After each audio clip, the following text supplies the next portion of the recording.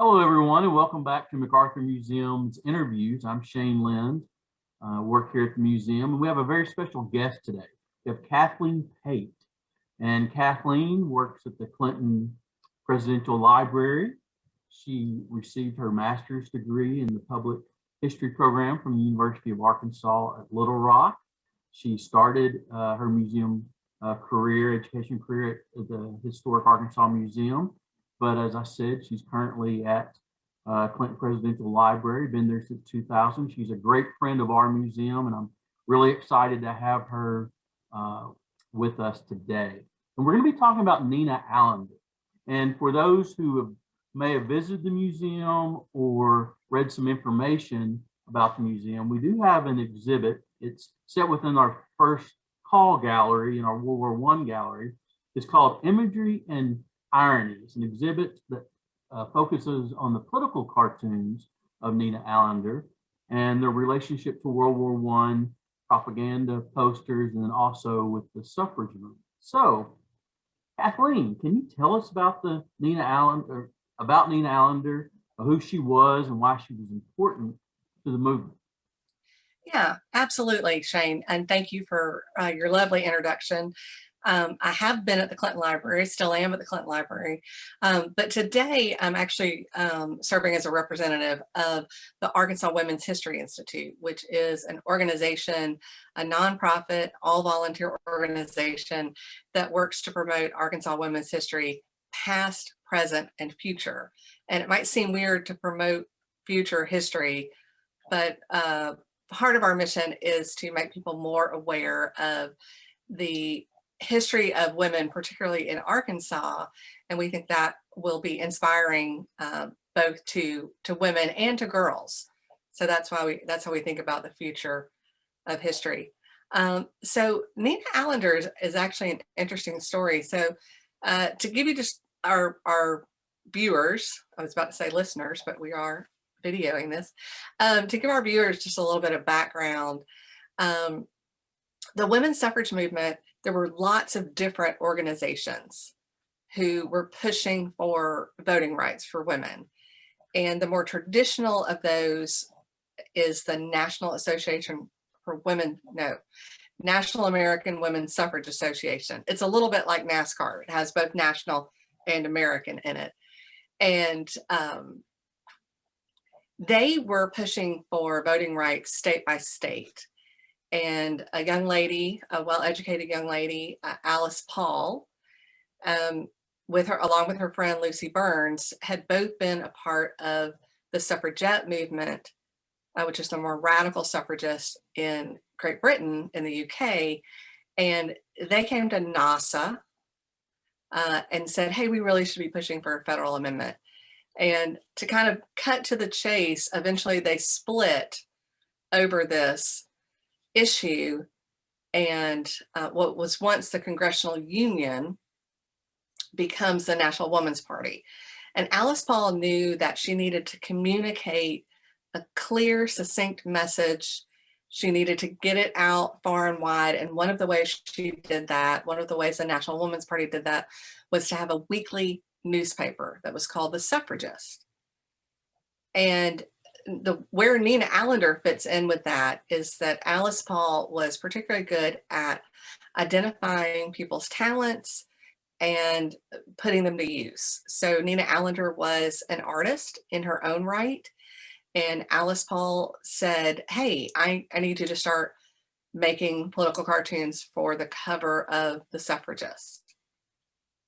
And so one of the things that she tried to do with her cartoons was to reshape the image of the suffragist, right? So anti-suffragist tried to portray women who wanted the vote as manly or dowdy or,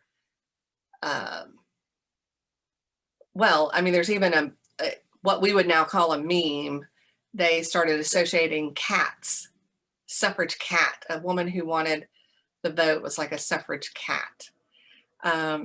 So what we see with the images that Nina Allender drew is they are young women, they are fashionable women, they are thin, they are stylish.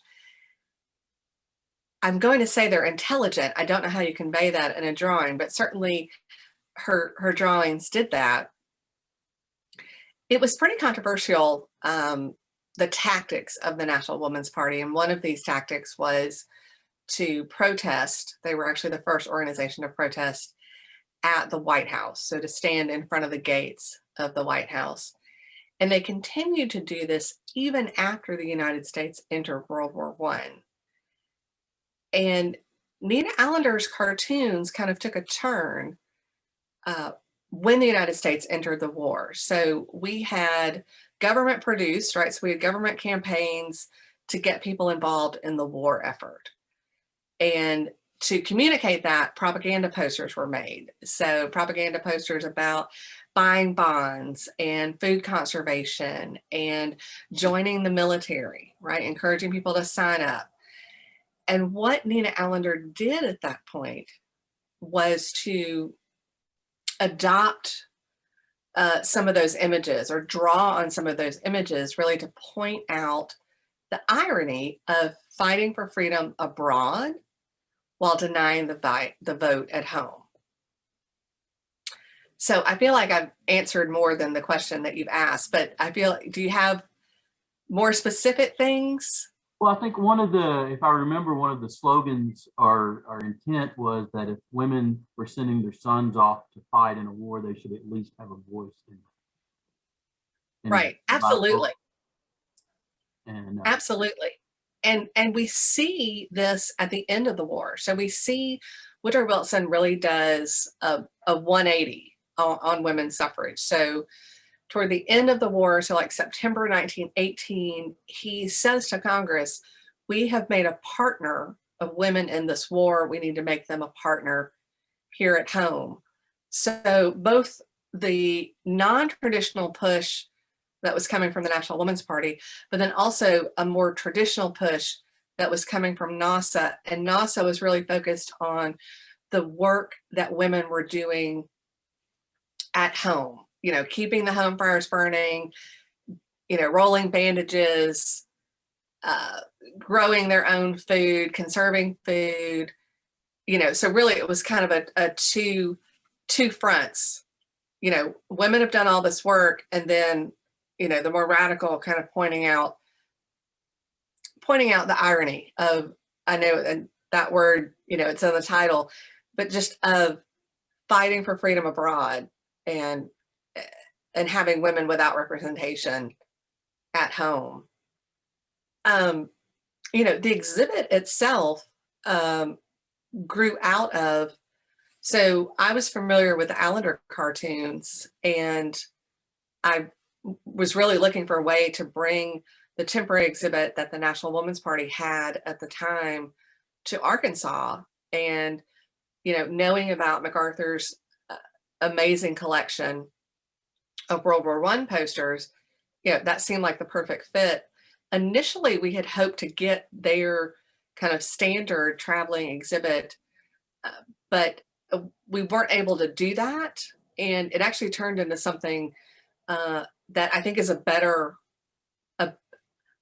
way to bring those two subjects together, because, as you know, and if folks have seen, and if you haven't, the exhibit's actually going to be up for quite some time now. But we printed the Allender cartoons from the covers of the Suffragist on banners, similar to the banners that the National Woman's Party held outside of Woodrow Wilson's White House. So very similar to that. And so we were able to put kind of like images with like images, right? So there's a very striking World War I poster where there's a young lady in kind of coveralls or overalls. She has a little plane, and there's a big V. And there's a very similar image that was done by Allender with a big V for victory with regard to the 19th Amendment. You know, so we're able to put them side by side.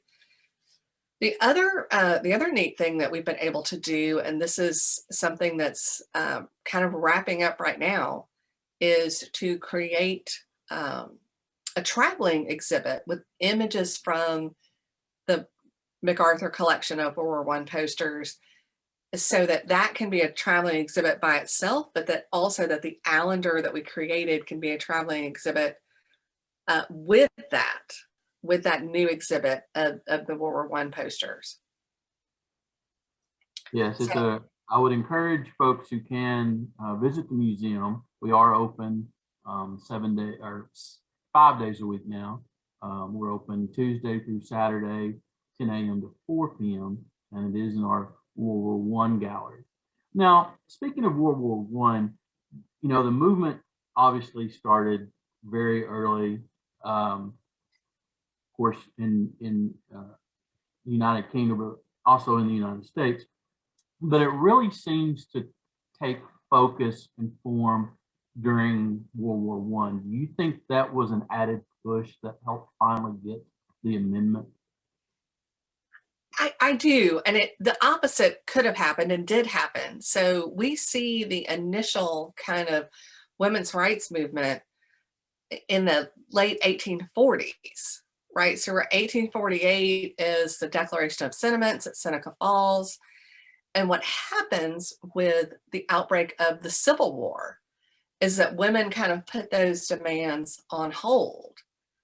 And it takes on a new urgency. So with the 15th Amendment in 1870, a lot of women's rights organizations were actually tied to or the same as abolitionist organizations.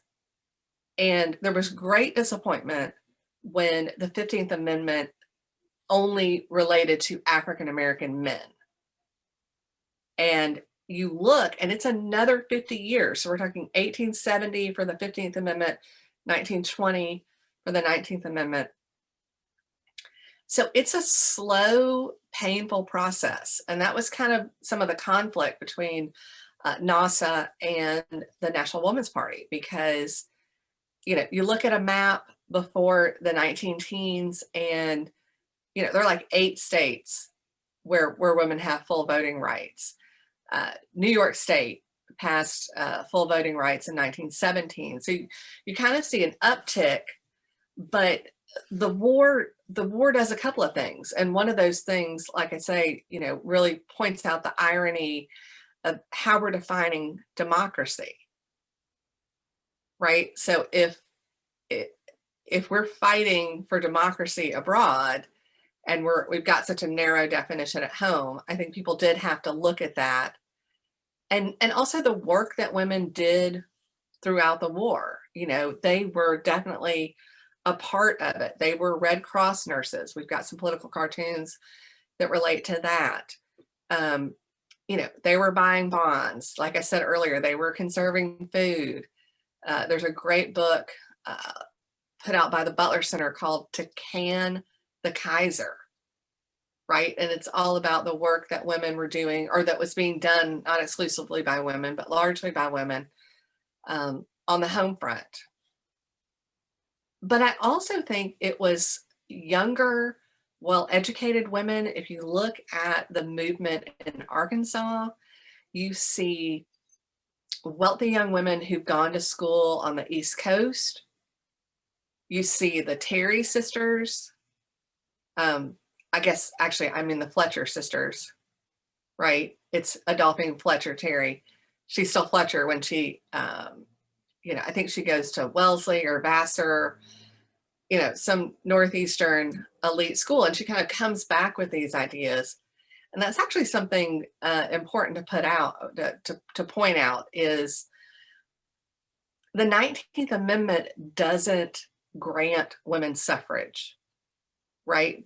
There's still a lot of, we still don't see full suffrage for African American women, Native peoples, Chinese Americans. There's a whole litany of legal and cultural, barriers that are put up, right? So we have to be really careful when we talk about, 2020 was the centennial of the 19th Amendment. It was not the 100th anniversary of women's suffrage. and even the movement itself used some tactics to get the 19th Amendment passed that were racist or were exclusionary. So it's not a perfect movement in the same way that, the United States, our Constitution, we're always striving for a more perfect union. And so we get there step by step by step, and it's not always, sometimes it's, one step forward, two steps back. Today we're fighting for women's equality. Absolutely, absolutely. It's Women's History Month, March 8th, International Women's Day. So we're still trying to teach and share the story of women's struggles in the past, but also, women's struggles today. The Arkansas chapter of the AAUW sponsors something called Equal Pay Day. And what that points out is that it's not until, because of the gender gap in salaries, it's not until April that women are actually starting to catch up, right? If that makes sense. So there's still issues today, absolutely.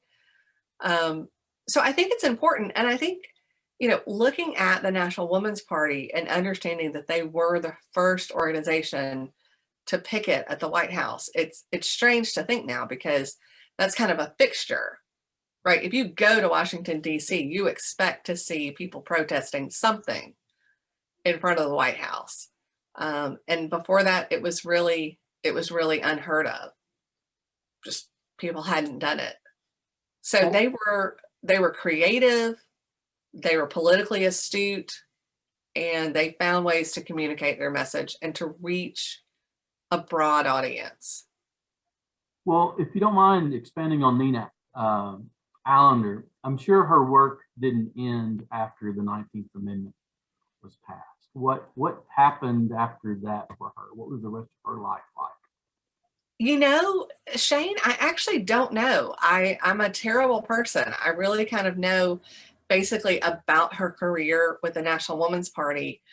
I do know that her drawings were largely lost until, say, 10 or 15 years ago, at which point someone working at the National Women's Party at their last headquarters, which at the time was known as the Sewell Belmont House, basically found a box of her original drawings, which people had copies of the Suffragist, but they did not realize that they had all of those original drawings. So the house where those were, the last headquarters of the National Women's Party, became a part of the National Park Service in 2016, like April of 2016, and is known as the Belmont Paul Women's Equality National Monument. And it's an incredible house, very, very close to the US Capitol, right? So, and that was strategic because the work of the National Women's Party didn't end with the passage of the 19th Amendment. The National Women's Party actually introduced the Equal Rights Amendment that's still up for debate right now in 1923. And Alice Paul continued to work for that. I mean, she never stopped, right? So as soon as the 19th Amendment was passed, they pushed for an Equal Rights Amendment, which is still kind of floundering about. It's up to Congress to decide if they're going to allow states to ratify it now. The votes weren't there, the states weren't there in the 70s when that kind of big push was going on. Right. Well, thinking of Nina Allender's lasting legacy, what do you think that is, and what would you want people to know about her? Well, I really view her story as a piece of the bigger puzzle of understanding the National Women's Party.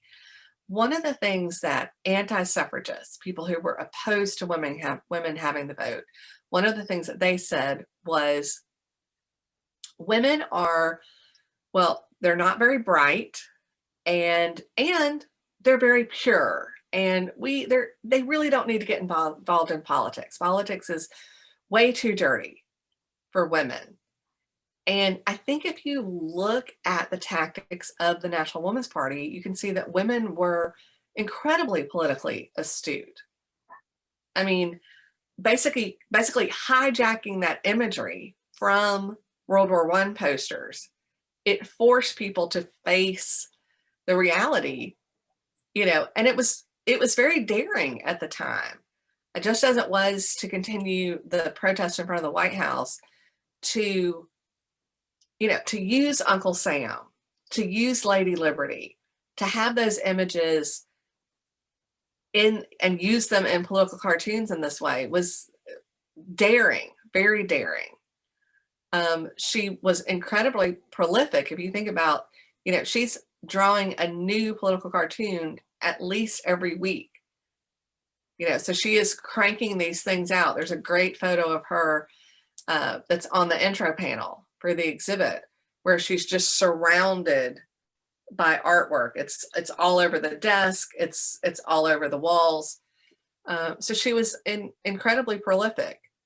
So I think she deserves to be recognized in the same way that we recognize Alice Paul, Lucy Burns, Inez Mulholland, these people who have these very visible roles, even though in large part she was kind of behind the scenes, right? She really let her drawings do the talking, and it's certainly a powerful message.